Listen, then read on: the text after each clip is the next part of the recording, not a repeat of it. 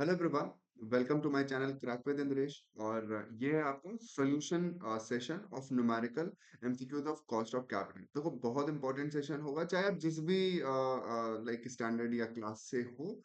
ये इम्पोर्टेंट ही है आपके लिए, बट कॉमर्स एंड मैनेजमेंट जो नेट की प्रिपरेशन कर रहे हैं, नेट जेआरएफ की, उनके लिए तो ये बहुत ही ज्यादा इंपॉर्टेंट है। एक से दो सवाल जरूर आते हैं। तो ये मैंने पहले से ही आपको सेट दे रखे थे, वीडियो है इनके ऊपर। आप उसको देख सकते हो, या फिर अभी फिलहाल यहाँ से भी क्वेश्चन को पढ़ सकते हो, पॉज कर सकते हो, सॉल्व कर सकते हो, उसके बाद इसका सोल्यूशन देख सकते हो। आइए एक एक करके सारे क्वेश्चंस हम लोग सॉल्व करते हैं यहाँ पे। देखो, पहला सवाल मैंने 10 सवाल दिए थे, तो पहला सवाल उसमें से ये है कि total capital of a firm दिया गया है 10 लाख। ओके, हमारे पास कैपिटल जो दी गई है वो 10 लाख की दी गई है, और रेशियो में इसको बांटा गया है, मतलब 2:3 के रेशियो में, डेट और इक्विटी। तो इसका मतलब डेट और इक्विटी कितना हो जाएगा? डेट हो जाएगा 4 लाख और इक्विटी हो जाएगा 6 लाख, राइट? ये होपफुली आपको समझ में आता है। 10 अगर दिया गया है टोटल, और इक्विटी और डेट का रेशियो 2:5 है, मतलब टोटल हमारे पास 5 है, 2:3 है तो 5 है ना? और अगर डेट का निकालना है तो इंटू 2 कर देंगे, और अगर हमें उसका निकालना है इक्विटी का, तो हम लोग इंटू 3 कर देंगे, है ना? तो ये 2 हो जाएगा ना, 2 into 2 4 लिख दिया था, और 2 into 3 6 लिख दिया था। इस हिसाब से ऐसे सॉल्व किया गया। ये कैपिटल हमारे पास आ गई। होपफुली ये वॉचेबल है, 4 लाख और 6 लाख लिखा हुआ है। और उसके बाद क्या करना है? इसके बाद आपको निकालना क्या है? निकालना है हमको वैल्यू ऑफ द फर्म, ठीक है? वैल्यू ऑफ द फर्म की फॉर्मूला क्या होती है? देखो, वैल्यू ऑफ द फर्म का फॉर्मूला होता है EBIT upon TO, right? Overall cost of capital. अब बात है यहाँ पे क्या क्या दिया है। अब EBIT दिया है 1 लाख रुपीज, बट हमको KO नहीं दिया गया है। तो KO कैसे आता है? KE प्लस KD, है ना? Cost of equity plus cost of debt, ठीक है? अब ये भी हम निकाल सकते हैं। तो चलिए एक एक करके हम लोग पहले निकालते हैं, कॉस्ट ऑफ डेट और कॉस्ट ऑफ इक्विटी। तो सबसे पहले कॉस्ट ऑफ डेट निकाल लेते हैं। कॉस्ट ऑफ डेट अगर देखोगे तो क्या होता है वो, रिस्क फ्री जो भी हमारे पास होगा, है ना? वही हमारे पास रिस्क फ्री सिक्योरिटी को हम लोग कॉस्ट ऑफ डेट में रखेंगे, तो जो कि है 5%, ठीक है? 5%, इसको दूसरे से करता हूँ, थोड़ा और विजिबल हो जाएगा। 5%, ओके। अब 5% यहाँ पे दिया गया है, और हमारे पास डेट कितनी दी गई है? 4 लाख। तो डेट है हमारे पास 4 लाख, और इसको 5% से हम लोग कर लेंगे, तो हमारे पास कॉस्ट ऑफ डेट आ जाएगी। मतलब 5 लाख 4 लाख इंटू 5%। एक सेकेंड, यस, 4 लाख इंटू 5%। तो ये कितना आ जाएगा? इसको आप लोग सॉल्व कर सकते हो। हाँ, मैं भी जल्दी से कैलकुलेटर यूज कर लेता हूँ उसके लिए।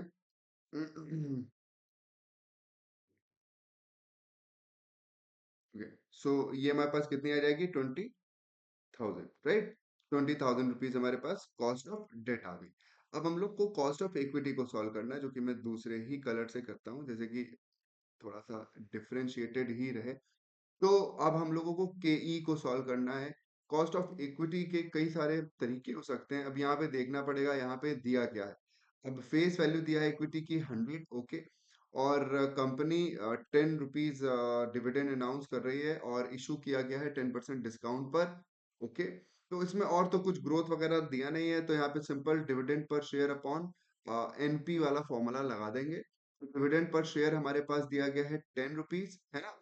और हमारी फेस वैल्यू दी है 100, बट वो इशू किया गया है 10 रुपए डिस्काउंट पर, मतलब 10 रुपए कम पे। इसका मतलब 90 रुपए, है ना भाई? 100 इंटू 10%, 10 रुपीज। और मैं यहाँ पे लिख देता हूँ NP कैसे आया। NP मतलब फेस वैल्यू माइनस जो भी डिस्काउंट है, मतलब 10 रुपीज, तो हमारे पास 90 आ गया। ऐसे करके करना है इसको, इंटू 100 कर देंगे, तो हमारे पास इसका भी आंसर आ जाएगा। देखो, वैसे तो 11.11 ही होगा इसका, है ना? 11.11, ठीक है, परसेंट। तो ये हमारे पास कॉस्ट ऑफ इक्विटी आ गई, बट ये परसेंटेज में आई है। जैसे यहाँ पे परसेंटेज में दिया था, मैंने यहाँ पे भी निकाल लिया, बट इसको अमाउंट में निकालना है। तो उसको कैसे करेंगे? 11.11 into amount of equity, that is 6 lakh, right? 6 lakh. अब इसको कर लोगे अगर, तो हमारे पास आंसर आ जाएगा, कितना आ जाएगा? 66,666, है ना? ऐसे ही करके आएगा, है ना? तो यहाँ पे मैं जस्ट चेक कर रहा हूँ। हाँ जी, बिल्कुल सही है, इतना ही लिख देंगे। ठीक है। अब हमारे पास देखो क्या क्या चीजें आ गई है। मेरे पास के डी भी आ गया है, मेरे पास के ई भी आ गया है। तो के ओ निकाल सकते हैं, बिल्कुल। अब हमारे पास के ओ निकालने लायक हो गया 66,666 प्लस 20,000। ओके, तो ये 86,666 रुपीज हो गया के ओ। ठीक है। अब क्या करना है? तो सब यहाँ पे दिया ही है, मतलब अब तो आसान ही है, ये वाला करना आसान हो गया है। अब वैल्यू ऑफ द फर्म कैसे निकालोगे? 1 लाख रुपए हमारे पास है ईबीआईटी, जो कि क्वेश्चन में दिया गया है, डिवाइडेड बाय केओ, दैट इज 86,666, राइट? ओके। तो ये कितना आ जाएगा? 1 lakh divided by 86,000, so it is around around 1.15, right? तो वैल्यू ऑफ द फर्म आपकी कुछ ऐसे निकलेगी। देखो, नेट जेआरएफ में हो सकता है इतना बड़ा क्वेश्चन ना है, बट ऐसा सवाल आएगा। ये मेरा खुद का बनाया हुआ क्वेश्चन है ना? देखो यहाँ पे एक साथ मैंने इसलिए ये भी बनाया था क्वेश्चन। देखो यहाँ पे आपका एक सवाल ये हो रहा है, दूसरा सवाल ये हो रहा है, और तीसरा सवाल ये हो रहा है। मतलब आपको तीन अलग अलग फॉर्मूले अपना के तीन अलग अलग क्वेश्चन करके ये वाला आंसर मिला है। इसका मतलब आपकी प्रैक्टिस अच्छी होगी इससे। चलिए, नेक्स्ट क्वेश्चन आपकी स्क्रीन पर ये है कि कंपनी इश्यूज 1015% प्रेफरेंस शेयर्स। अब जब भी ऐसा लिखा हो 1015%, 15% प्रेफरेंस शेयर, इसका मतलब हमारे पास प्रेफरेंस में क्या होता है? डिविडेंड होता है। तो डिविडेंड कितना है परसेंट? 15% डिविडेंड है, यहाँ पे दिया गया है। इशू किया गया है 10% डिस्काउंट पर। ओके, तो यहाँ पे हमारे पास डिस्काउंट कितना है? 10% का। और जिसको क्या लिख सकते हो, बिकॉज फेस वैल्यू के बेसिस पे कैलकुलेट करते हैं। फेस वैल्यू यहाँ पे दी गई है हमारे पास 200, तो डिस्काउंट कितना हो जाएगा? 10% of 200, that is 20 rupees, right? Amount में ये 20 रुपीज होगा। तो share will be redeemed after 10 years. Okay, redeem हो रहा है आफ्टर 10 ईयर, तो एन हमारे पास 10 हो गया। और प्रीमियम पे रिडीम हो रहा है। ओके, प्रीमियम पे रिडीम हो रहा है, जो कि 10% प्रीमियम पे है। और इसको क्या लिख सकते हैं? भाई फेस वैल्यू पे ही हमारा हर चीज कैलकुलेट होता है, तो इसका मतलब यहाँ पे भी 20 रुपीज प्रीमियम पे हो रहा है। कॉस्ट ऑफ इशू यहाँ पे दिया गया है 2। अब आपको बताना है, और टैक्स रेट भी दिया गया है। टैक्स रेट दिया गया है 50%। अब मैंने ये क्वेश्चन दिया था, और यहाँ सब डिटेल दी गई है। कॉस्ट ऑफ प्रेफरेंस निकालना है। इस केस में कॉस्ट ऑफ प्रेफरेंस का फॉर्मूला क्या होगा? केपी का फॉर्मूला क्या होगा? जहाँ पे रिडम्शन होता है, तो क्या होता है यहाँ पे? देखो,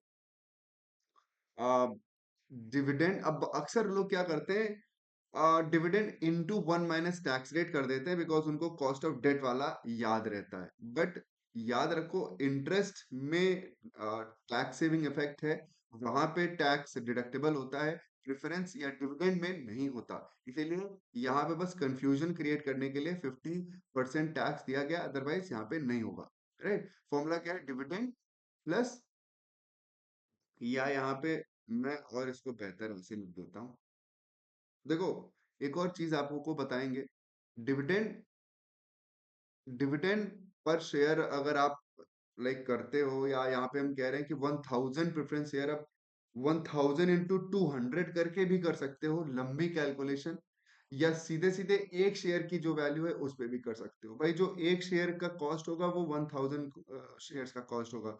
जबरदस्ती की कैलकुलेशंस करने में अवॉइड करिएगा, नहीं करने की जरूरत है। अच्छा, तो फॉर्मूला क्या होगा? डिविडेंड पर शेयर प्लस आरवी, मतलब redemption value, minus NP, that is net proceeds, upon n, जो कि जब भी लाइक हमारा ईयर ऑफ रिडेम्पशन है। और उसके बाद RV plus NP divided by 2, that is इनका एवरेज। ठीक, ये हमारा केपी का पूरा फॉर्मूला है ये। अब हमको क्या क्या चीजें दिया गया है, आप यहाँ पे देख सकते हो। हमको यहाँ पे डिविडेंड 15% दिया गया है, इसका मतलब 200 का 15%, 200 का 15% कितना होगा? ये 30 रुपीज हो जाएगा, है ना? 30 रुपए डिविडेंड हो गया। चलिए हम लिखते चले जाते हैं यहाँ पे, जैसे कि हमारे पास सॉल्व भी होता चला जाएगा। तो एपी इक्वल्स टू डिविडेंड पर share how much? 30 rupees. Okay, plus RV, redemption value क्या होगी। रिडम्पशन वैल्यू यहाँ पे लिखता हूँ।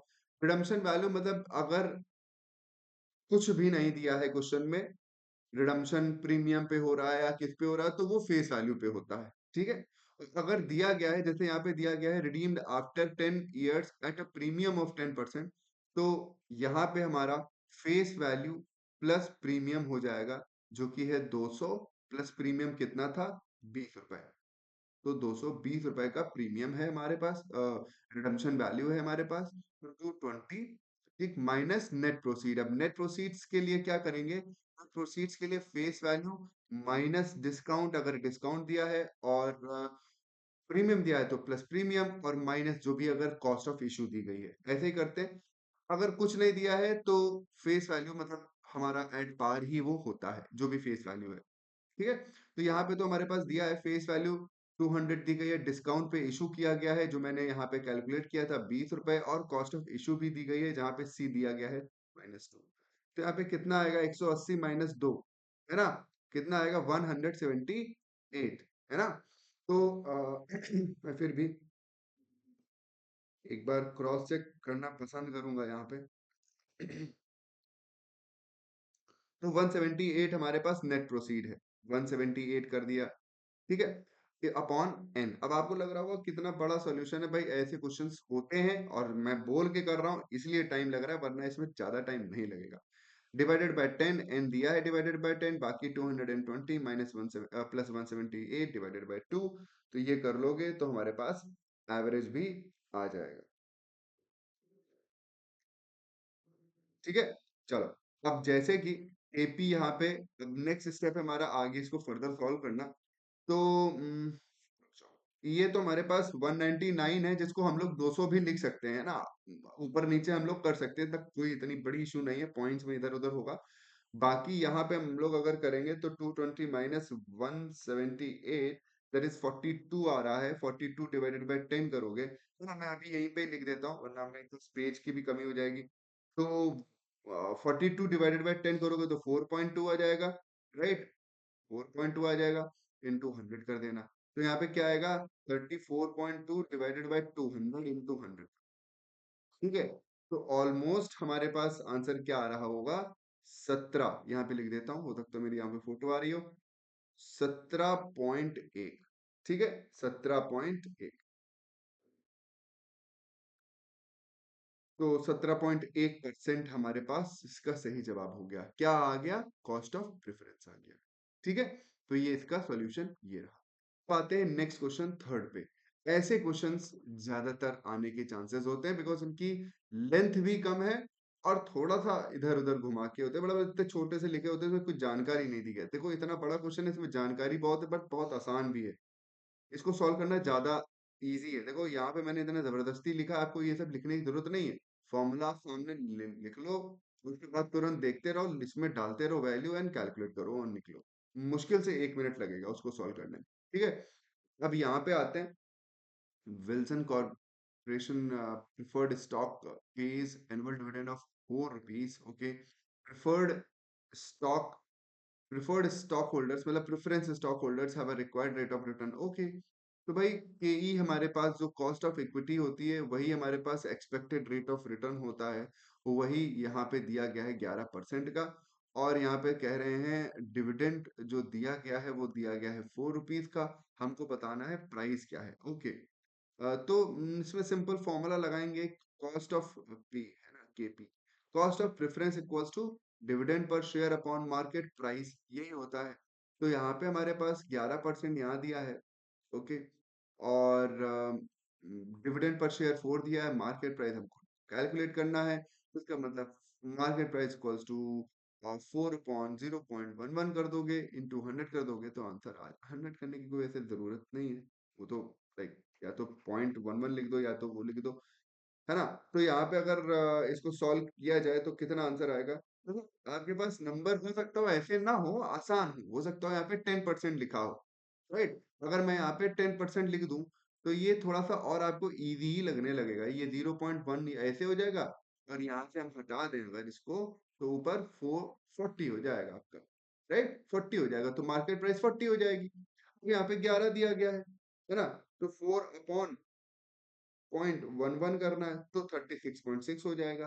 ठीक है, अगर 10 दिया गया होता तो 40 है। ठीक है, और अगर यहाँ पे हम जैसे एज इट इज क्वेश्चन को दिया गया है उस हिसाब से 36 रुपीज अराउंड हमारे पास मार्केट प्राइस आ रही है। ठीक है, ऐसा सवाल आपके पास जरूर आ सकता है। ओके, नेक्स्ट क्वेश्चन है, फोर्थ क्वेश्चन हमारे पास, जो कहता है कि, एक सेकेंड, हाँ, कहता है company raise loan by selling 250 dividend with 10% rate of interest. Okay, हमारे पास इंटरेस्ट दिया गया है 10% का, जिसकी फेस वैल्यू है, पार वैल्यू है 100, इसका मतलब इंटरेस्ट की वैल्यू भी 10 रुपए ही है।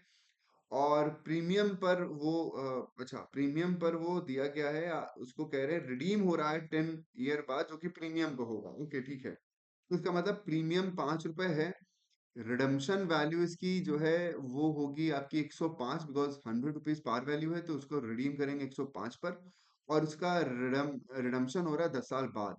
Under writing and other issuance cost, अच्छा यहाँ पे कॉस्ट दी गई 3% ऑफ द प्रोसीड्स। अब यहाँ पे प्रोसीड्स 100 रुपीज ही है, तो 100 into 3 करेंगे, मतलब 3% करेंगे, इसका मतलब 3 रुपीज आ जाएगा, है ना। और टैक्स दिया गया है 50%। ओके, 50% टैक्स दिया गया, इसका मतलब इंटरेस्ट पे 50% तो टैक्स लग जाएगा। अब कॉस्ट ऑफ डेट निकालना है, यहाँ पे इंटरेस्ट इंटू 1 - टैक्स रेट होता है, प्लस होगा यहाँ पे आरवी माइनस एनपी होगा, डिवाइडेड बाय एन होगा, whole upon RV plus NP divided by 2 होगा। तो आप बताओ इस क्वेश्चन को सॉल्व करने में कितना ही टाइम लगेगा और कितना ही मेहनत लगेगी। बहुत ज्यादा नहीं, 10 रुपए यहाँ पे दिया गया है, 1 - टैक्स रेट दिया गया है, प्लस आरवी यहाँ पे दिया गया है 105, और एनपी हमारे पास हो जाएगा। ओके, एनपी मैंने नहीं निकाला है, एनपी क्या हो जाएगा, फेस वैल्यू हमारे पास 100 है, कॉस्ट इसमें से माइनस कर देंगे 3, मतलब 97, एनपी हमारे पास 97 हो गया, डिवाइडेड बाय 10 हो गया, full upon 105 plus 97 divided by 2 हो गया, इनटू 100 कर दोगे, इसका आंसर आ जाएगा। इतना आप लोग कर लेना, ये मैंने तरीके बता दिए कि कैसे करना है।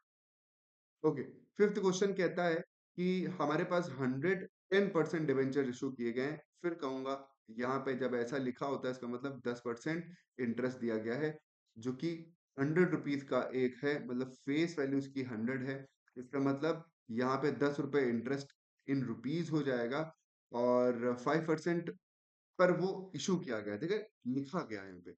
और firm issued 110% debenture each 100 rupees at 5% discount. उसने इशू किया है डिस्काउंट पर 5%, ठीक है, तो डिस्काउंट कितना हो गया, 5 रुपीज हो गया, 5% 100 रुपीज का। तो यहाँ पे नेट प्रोसीड क्या हो जाएगा, face value minus discount, that is 95 rupees, और debentures are to be redeemed at 10th year. Okay, एन इसका है भाई 10 साल, वो रिडीम हो रहा है 10 साल बाद, बट इसमें देखो कोई रिडम्पशन वैल्यू नहीं दी गई है, इसका मतलब रिडम्पशन वैल्यू हमारी 100 ही ले ली जाएगी। टैक्स यहाँ पे दिया गया है 50% का। इसको भी आप वैसे ही सॉल्व कर लो, बहुत आसान है, 10 into 1 - tax rate 0.5 plus RV redemption value कुछ दी नहीं है, इसीलिए 100 रुपीज ले लेंगे, माइनस नेट प्रोसीड 95 हो गया, होल अपॉन 10, मतलब upon 10, whole upon 100 plus 95 divided by, right, यही अभी तक हम फॉर्मूला लिखते आ रहे हैं, तो इसका मतलब यहाँ पे क्या हो गया, एक सेकेंड, ओके, यस, तो ये 0.5 इंटू 10 मतलब 5 रुपीज ही हो गया, ये हमारे पास 5/10 मतलब 0.5 हो गया, है ना। ये कैलकुलेट कर लेना, अब इतना मतलब मैं यहाँ पे टाइम नहीं दे पाऊंगा। तो 100 - 95 5 होता है, 5/10 0.5 होता है, ठीक है। अब ये अगर करोगे 195 डिवाइडेड बाय 2 करोगे, 195 डिवाइडेड बाय 2 करोगे तो कितना आएगा, 97.5 इंटू 100 कर दोगे, ठीक है, तो मतलब 5.5/97.5 इंटू 100, ये हमारे पास फाइनल दिखेगा आपको, और इसका आंसर आप लोगों को निकालना पड़ेगा, जो कि आएगा लगभग लगभग 5.6, ठीक है, तो इसका आंसर 5.6 होता है। अब आता है नेक्स्ट क्वेश्चन, ये इंपॉर्टेंट है, देखो जो बहुत इंपॉर्टेंट है आने लायक वो मैं पहले टिक कर दे रहा हूँ, मतलब जो आ ये भी सकते हैं, आते हैं, ऐसा नहीं आते नहीं, आए हैं, पास्ट ईयर्स के क्वेश्चंस पेपर देखोगे तो उसमें दिखेंगे ये सारे सवाल। थोड़ा सा कैलकुलेशन वाइज आपको लग रहा होगा, बट ऐसे ही आता है, क्या करें, इसमें ऐसे ही है। तो यहाँ पे फर्म कह रही है 5 रुपए हमारे पास अर्निंग है और 10% के हिसाब से ग्रोथ है over a period of 3 years. अब यहाँ पे 3 साल का ही सिर्फ दिया गया है।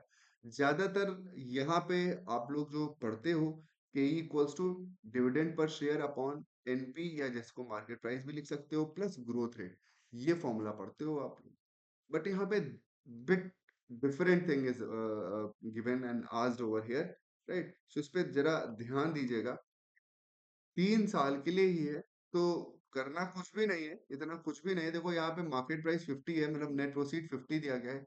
डिविडेंड हमारे पास, देखो यहाँ पे अर्निंग दी गई है, ठीक है, और 10% का ग्रोथ दिया गया है 3 साल के लिए। अब जो अर्निंग है वही डिविडेंड मान लेंगे यहाँ पे। 5 into 1 प्लस 0.1 मतलब 10% की पावर 3, क्योंकि ये 3 साल तक आपको मिलेगा और ये 5 रुपए पे मिलेगा, इसीलिए इस पे ही लगाएंगे। डिवाइडेड बाय हम लोग करेंगे 50, ये करेंगे एंड हमारे पास आंसर आएगा कॉस्ट ऑफ इक्विटी का। देखो ऐसे सवाल आने के ज्यादा चांसेस होते हैं, है ना? अब यहाँ पे करोगे तो क्या आएगा, 5 into 1.1 की पावर 3 डिवाइडेड बाय 50 into 100, और ये पहले कर लेना, 2 आ जाएगा, ठीक है। अब हमको करना क्या है, के इक्वल्स टू 5 into, अब ये एक तरीके से 11 है ना? 11 की पावर 3 कितनी है, 1331, ठीक है। अब नीचे भी 3 होगा, मतलब तीन 1,000 हो जाएगा, तो 3 इधर हमारे पास पॉइंट लग जाएगा, मतलब फाइनल 1.331 आ जाएगा। इसको आप लोग मल्टीप्लाई करोगे 5 से,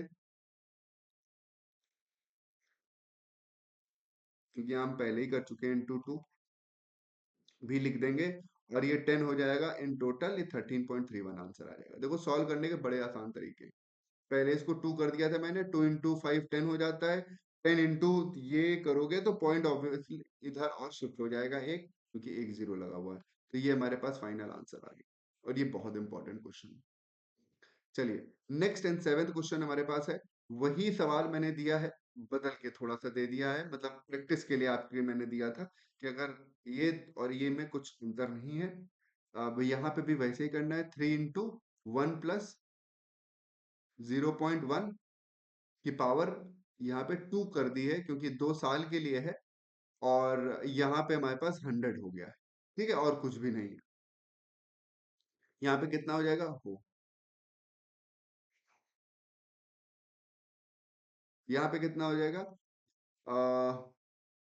121 है ना पावर, तो 1.21 ऐसे लिख देंगे, और इंटू 100 कर दोगे तो एक परसेंटेज में तो 100 100 कट जाएगा, सिर्फ हमको इतना ही करना है। 3.63% will be the correct answer, ठीक है। चलो नेक्स्ट देख लो। ये अगर किसी को कुछ नहीं आता तो कमेंट करके हमको जरूर पूछ लेना, बाद में मैं समझा दूंगा। So the current dividend paid by the company is 5 rupees per share, the market price of the equity is 100, okay, ठीक है। डिविडेंड पर शेयर दिया है 5 रुपए, मार्केट प्राइस दिया है इक्विटी का 100 रुपीज, ग्रोथ रेट दिया गया है 10%। अब देखो यहाँ पे कांस्टेंट ग्रोथ रेट दिया गया है, कोई साल भर का नहीं दिया है कि भाई 2 साल या 3 साल, ऐसा कुछ नहीं दिया गया है। हमको कॉस्ट ऑफ कैपिटल निकालनी है, मतलब कॉस्ट ऑफ इक्विटी निकालनी है। सबसे आसान सवाल है ये हमारा, ओके। तो 5/100 प्लस 0.1 लिखना है, यहाँ पे 10% ना लिखना। 10% लिख रहे हो तो पहले इसको फिर परसेंट में करना, परसेंट परसेंट की ऐड करना, वरना गलत कर दोगे, ठीक है। तो इसको क्या कर दोगे, 0.5 प्लस 0.1, 0.05 होगा, I am wrong over here, तो 0.05 प्लस 0.1, और क्या हो जाएगा 0.15, या जिसको क्या लिखोगे 15%। देखो कितना आसान सवाल है, और ये भी इंपॉर्टेंट है, ऐसे क्वेश्चंस आ जाते हैं आपके। 9th क्वेश्चन कह रहा है 15% नॉन रिडीमेबल प्रेफरेंस, ये नॉन रिडीमेबल दिया गया है, ठीक है, इसका रिडम्पशन नहीं है। तो डिविडेंड कितना है, 15% का है, और 10 rupees each for 1000, okay. Under writing cost यहाँ पे 6% दी गई है, कॉस्ट यहाँ पे 6% दी गई है, जो कि निकाली जाएगी हमारी 10 रुपीज पे। 6 रुपीज हो, 6 रुपीज हो जाएगा, है ना? नहीं, 1000 पे निकालेंगे हम लोग, 610 पे क्यों निकालेंगे? ओके, देन हमारे पास दिया है 2% डिस्काउंट। ओके, अगर प्रेफरेंस शेयर्स अगर इशू किए गए हैं 2% डिस्काउंट पर, और अच्छा 2% डिस्काउंट पर और 5% प्रीमियम, दो अलग अलग हैं यहाँ पे। एक्चुअली में दो क्वेश्चन है कि हमको अगर 2% डिस्काउंट में निकालना है तो क्या होगा, दो और 5% प्रीमियम पे तो क्या निकालना होगा, है ना? ऐसे करके क्वेश्चन दिया गया है, इसको भी सॉल्व कर लेना। देखो 15% हमारे पास दिया गया है preference, non redeemable preference share, यहाँ पे उनका रिडम्पशन नहीं होना है, ठीक है? यहाँ पे रिडम्पशन नहीं होना, तो इसीलिए यहाँ पे कोई रिडम्पशन वैल्यू या उसकी लाइक ईयर नहीं दी गई है। और like the shares are 10 rupees for 10 rupees each for 1000। यहाँ पे हमारे पास मार्केट वैल्यू 1000 ही है, ठीक है? इसी पे सारे कैलकुलेशंस करोगे। Okay, then we have 10th question. You bought a stock at 45 rupees last year. अच्छा, ये बड़ा अच्छा सवाल है। 45 रुपीज लास्ट ईयर आपको मिला है स्टॉक एक, ठीक? इसकी मतलब बुक वैल्यू या मार्केट बुक वैल्यू कह दोगे, बुक वैल्यू हमारी इसकी 45 रुपीज है, ठीक है? इतने का आपने बाय किया है, इसको लिख सकते हो, बाय किया मैंने इतने पे 45 रुपीज में। एक साल बाद आपने डिविडेंड लिया है, ओके, डिविडेंड लिया है 2.5 रुपए का, और उसको सेल कर दिया है आपने कितने का, इसकी मान लो मार्केट वैल्यू क्या है, 49 रुपीज की। आपको कैलकुलेट करना है, आपको रिटर्न ऑन इन्वेस्टमेंट क्या हुआ भाई, आपके इन्वेस्टमेंट पे क्या रिटर्न आया, return on, rate of return on your investment, मतलब ROI कैलकुलेट करना है, ठीक है? उसके लिए आपको जो भी आपकी नेट अर्निंग हुई है, जो भी आपकी नेट अर्निंग हुई है, कैसे भी हुई हो, नेट अर्निंग जो भी है, उसको आप लोग क्या कर दोगे, जो भी इन्वेस्टमेंट वैल्यू है उससे आपको मल्टीप्लाई कर देना है। हम एक तरीके से देखोगे तो क्या क्या हमको मिला है, 2.5 रुपए मिला है, और क्या मिला है, 45 का खरीदा था और 49 का बेचा है, तो कितने का हो गया, 45 का बाय किया, 49 का सेल किया, तो कितने रुपए मिले हमको, एक्स्ट्रा 4 रुपए मिले। इन टोटल हमको कितने रुपए मिले, 6.5 मिले, है ना? तो मेरी नेट अर्निंग 6.5 रुपए की है एक साल बाद, और कितने का हमने लिया था, 45 रुपए का, इंटू 100 कर दोगे, तो आपका परसेंटेज में आपका आ जाएगा कि भाई कितना रिटर्न हमारे पास, रेट ऑफ रिटर्न आया है ना? तो आपको मिलेगा आंसर कि 14.44% हमारा रिटर्न आया है। भाई इतना रेट ऑफ रिटर्न हमको मिला है। ओके, सो इसका सॉल्यूशन ये था। अब मैंने जितने क्वेश्चंस दिए थे सबके सॉल्यूशंस और सबके आइडिया इवन आपको दे ही दिए हैं।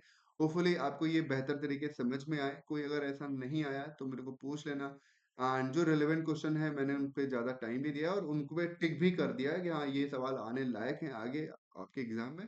प्रैक्टिस करो। कुछ और प्रॉब्लम हो या किसी और न्यूमेरिकल पे चाहते हो तो हमको कमेंट करके जरूर बताओ। Thank you everyone, bye and take care.